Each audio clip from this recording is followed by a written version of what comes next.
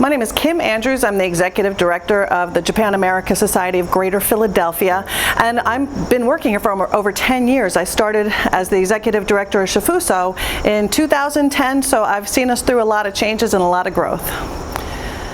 This pandemic year has created a number of challenges. Our greatest concern was that we would be able to open Shifuso to the public. So we were very grateful when we got permission from the City of Philadelphia to open in the middle of June. Shifuso is an open-air site, so we were comfortable bringing people in, and our visitation this year has been very strong. I think the people of the region are really happy to be able to get out into nature and enjoy the Japanese garden and Japanese house.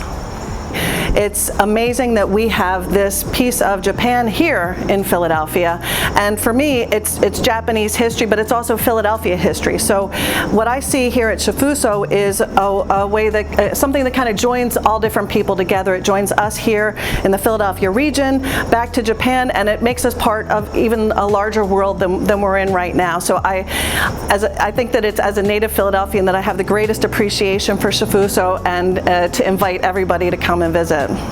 I've been able to connect with lots of local people who just, they can't even believe that this piece of Japan is here in Philadelphia. And I love carrying the message to everybody everywhere I go, because it's so important. It's important to me, and it's important to the city. The connections, though, that I've made back to Japan and even across the country and the world around Japanese gardens and Japanese commerce are really gratifying too. 2020 was a big challenge, but we still accomplished a lot. We made big connections back to Japan. We made big connections and partners across the whole region.